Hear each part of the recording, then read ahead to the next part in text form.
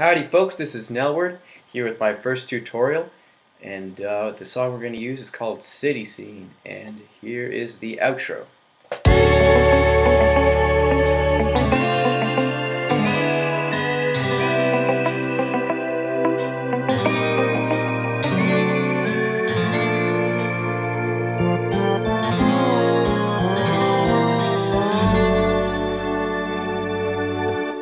Alright, so the subject I want to talk about today is making MIDI sexy.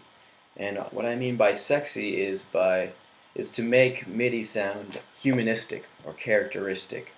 So the instrument we're going to look at as an example is the fretless bass. So here's what it sounds like on its own.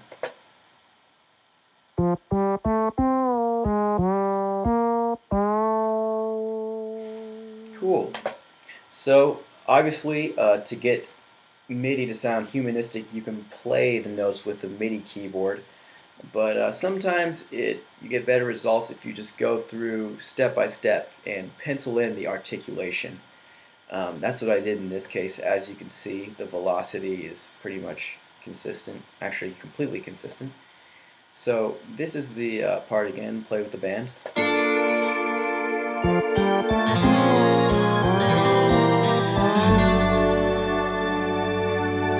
Nice. And so here's what the part sounds like in the not sexy version. Just penciled in, nothing else done to it.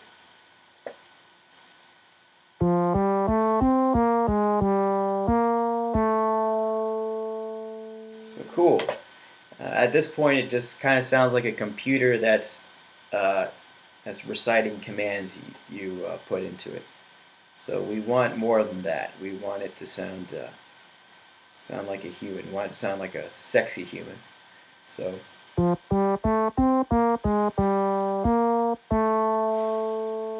what I did here was I trimmed up the notes.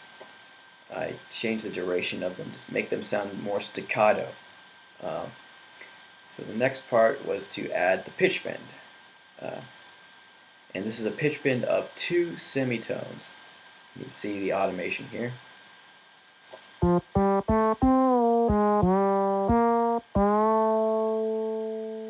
Cool. And now it's starting to sound pretty good. Only in those 2 steps, trimming the notes and pitch bending. But from there, I added a little bit of vibrato. And here's what it sounds like here.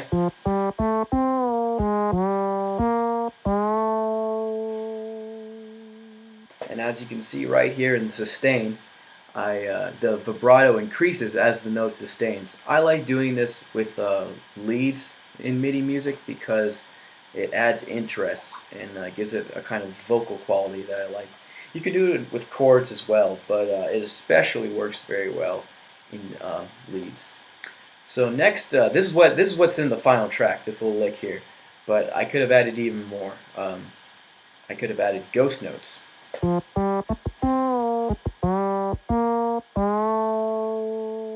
Nice.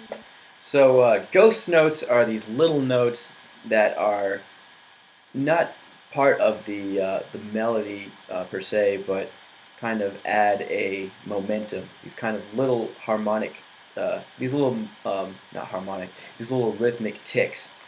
And as you can see, this one's really this note here is way shorter than a 30-second note.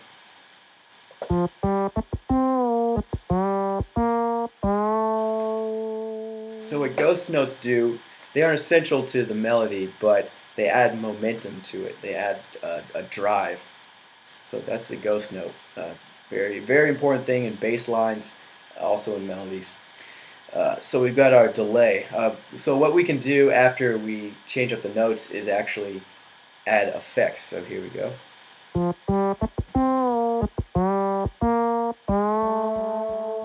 So I've got this little intermittent delay going right here, and I didn't put that in the final result, but it's something that you can do, something to think about when you're adding color to your melodic instruments.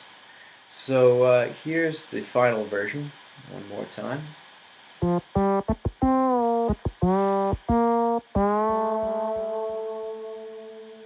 Nice, and so now let's go back to where we started.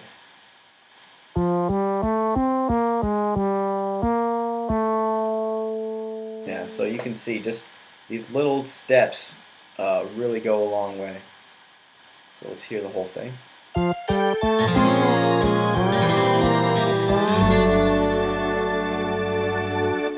Cool. So a couple of other notes we got here. Um, I've got the choral instrument doubling the bass melody.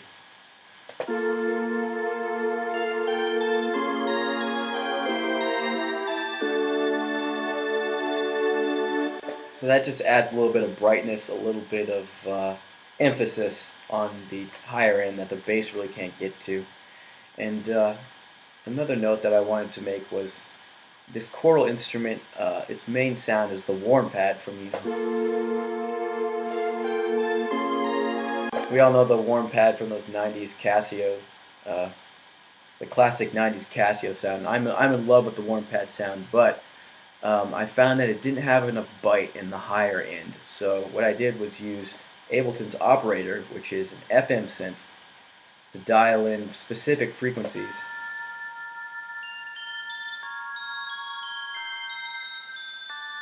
So when you add them together,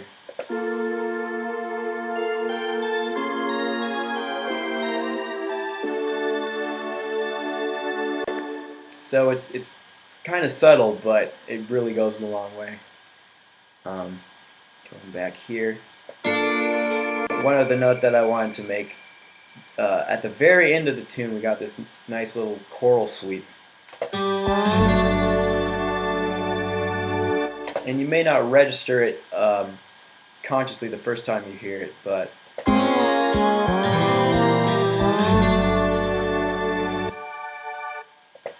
it really helps move things along. So let's go here. That was one other thing I wanted to show you guys. The guitar. Okay, so with the guitar, and with any MIDI instrument, even if it's a synthesizer, you kind of want to be thinking of, okay, what kind of articulations would a human be putting onto this instrument? In the case of the guitar, it's easy because you want to just add in strum sounds. So in that case, I just displace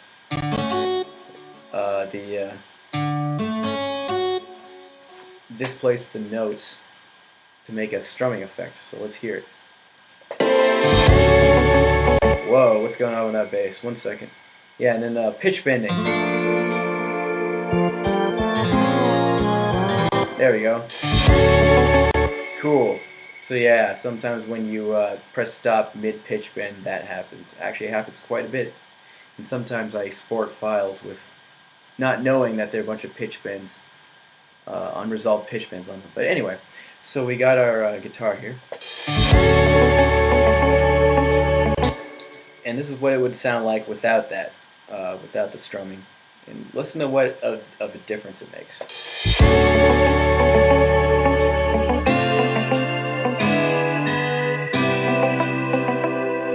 It sounds nice, but it sounds a little bit constipated. Let's compare that to the...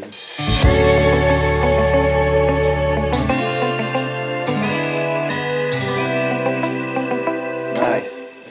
So as you can see, just changing the displacing the notes a little bit gives that song just a little, that push that we need of character. And that's what we're doing in well, specifically in this music, but I think in any kind of music, it's the little details that go a long way.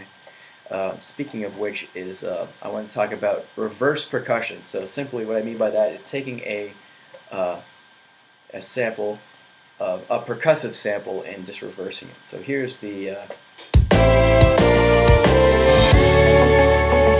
that is a reverse cymbal. I'll play it, here's what it normally sounds like. And then when we reverse it, play the drums by themselves. Cool.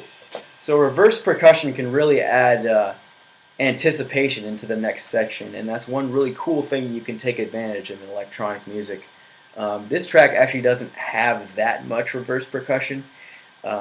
Maybe I'll show you guys another track some other day, where because sometimes I'll have a reverse snare anticipating every snare.